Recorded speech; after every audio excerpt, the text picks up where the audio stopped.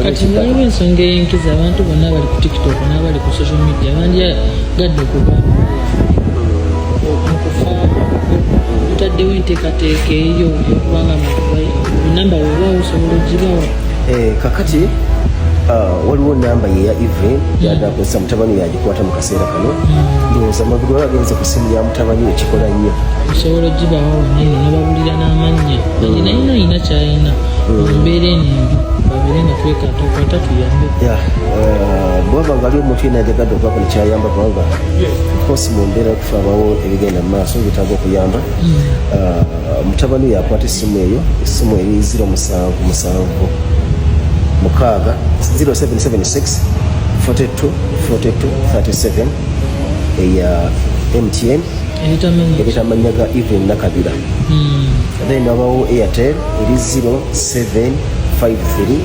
42 42 37 neitamanyaga Aisha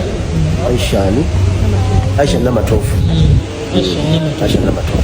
naye esimu ezo zombi Fred Kasavu yazikwata mutabani wa Evelyn in case nakyetaaga okumanya ebirala ebyokubuuza oyinza okubimbuuza kubayinza otokuddamu mangu kasaawa zino tukuŋŋaanira okungubaga kusaawa zino tukuŋŋaanira Bujuuko makage galiwa wenyini otuuka ebujuuko waliwo awo ku petrol station wokyayo nayingira munda naye buli gwobuuza amanyi buli gwobuuzisaawe n'amanyi Evelyn wabeera bakuna ekigambo kyogamba wemubeereddewo kisookera ddala neebaza abamawulire okutambuza ensonga za Evelyn omutegeeza abantu bonna kibadde kirungi nnyo kyabantu bategedde badde bamanyi mu ate nga jjukira gye tweyongera yonna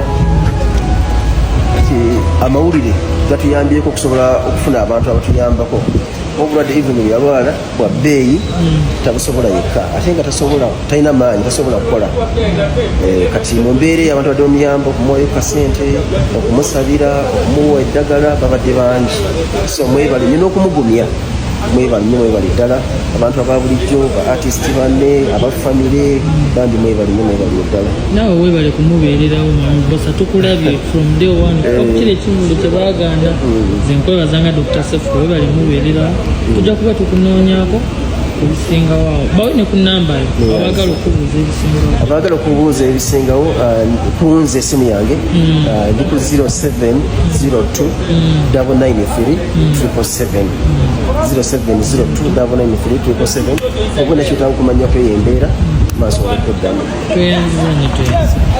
enteekateeka ziri zitya sofa tulinda abafamire batuwulire nga bode tugijje wali webadde tugitwala Namirembe mokyale kati tulinda abafamire batuwulire kyetusaako naye kati tunasenkana makage ebujuuko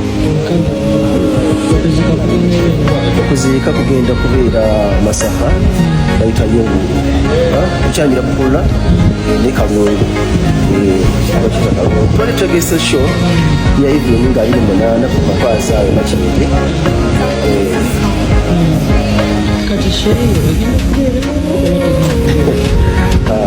kikizikisayiza kubaawo simanyi eziyamba omwana ene twategese show ya Evelyn Lagu nakuzomeza 28 omwezi ogujja ogw'ekumi era nga tandise okugiraaya mu bantu mwe baliwulira batandise ogula tables batandise ogula tickets bolaba bambi bakyesunza okumuwagira naye tukisobose kubaawo naye tujja kubanga ku lukiiko twaddekoze Misakisamakula Diana Nabatanzi Fifida Queen Shamimu twadeka abantu musanvu yateeka tetugenda kutulamu wansi tulabe kubanga okutuusa alese omwana gwalabirira entabani yeetaaga obuyambi tujja kulaba oba kikyasooka okugenda mu maaso tukitwale mu maaso oba tekikyasoboka kati waliwo ensonga ey'enkiza abantu bosi tuwuliddeko amawulire ag'ennaku ag'okufa kwa Evelyn nga kitalo Evelyn kituufu afudde si ebyawujja tekumubikanga mulamu this time afudde kituufu afudde Evelyn afudde kyannaku nnyo kyannaku eri abantu bonna sijagamba nti abubadde okumpi naye Evelyn yafuna omukisa ogwenjawulo ti abantu bonna nga buli mwa musaasira buli mwa mulabanga omwana buli mwa mulabanga muwala buli mwa mulabanga owowe kikadde kingi bamuta ku dialysis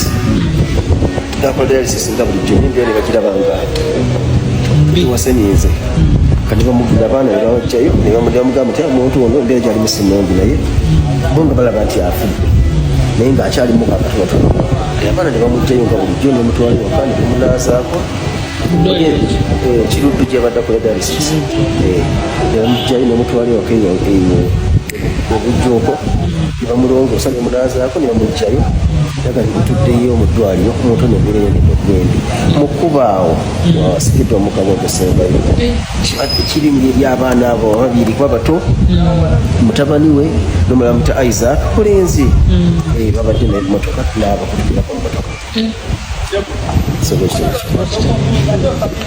kakati tiktokers gather whatever you're doing and gather guys gana mawulire ganaku leka buli kyokola owulire gana mawulire obadde okimanyi nti Evelyn Lagu mugenza okujja ekiro kya leero ng'afudde. Oh my god, fe abasiraamu tugamba inna lillahi wa inna ilaihi rajiuna, tuva eri Katonda era mazima ddala gye tulidda. Bannange kyannaku nnyo bikira abako abooluganda ab'emikwano bafaani ba Evelyn Lagu nti afudde. Munansonyiwa nze omulimu gwange gwa kubawa amawulire naye bugenza okutya ekiro kya leero ng'afudde. Afudde ki? Nyongera okubajjukiza nti omukyalo ono abadde awennemba n'ekirwadde bambi, ekirwadde ekibadde kimubala embirizi buli lukya. Era agenza okufa ng'abadde ategese ekivvulu ekyokubanga kya charity concert afuna akasente akongera okumujjanjaba. Twebaza Misa Kisemakula okubanga bambi abadde yamuwadde ekifo kya Papa's Sport okubeera ng'akolerawo concert ye eya charity bambi abeere ng'afunamu akasente. Kyannaku nnyo nti agenza okufa nga n'ekyo ekivvulu tasobodde kukituukako. Nze nno bwegyo nentwala okwebaza kwange eri mutabani we. Bananga omwana oyo ayiribye ne maama we, omwana agulubye ne maama we, omwana ajjanjabe maama we, tukkirize tugaane omwana akoze kyakoze naye Mungu bwatyo bwageze. Fe abasiraamu nno tetuwakana na kugera kwa Mungu wabula tusiima busiimi kuba tukkiriza nti Mungu kyonna kyabageze tekiba kibi. Kyannaku nnyo okufa kwa Evelyn Lagu kunkutte ku mutima, kumpadde ekyokuyiga kingi, kwagamba simanyi nakumanya but I'm out of words. Naye kyemulina omumanya afudde, ngenda kubambawa updates ow'okuziika olumbe gye lugenda okubeera, entegeka zonna nga omumanyi mu lugambo. Nze kasita abeera celebrity wo, kasita abeera muyimbi, kasita abeera star, mba nina okumukuwa mu lugambo lwo. So nsasira abako abooluganda n'ab'emikwano. Nyina bambawo ebisingako awo mu maaso awo, but for now kyekyo. Bambi wena wena ali awo alaba video eno typinga rest in peace. Ngenda kuba nnoonyereza ddala afudde kiti ekituufu kubanga ebigambo bingi.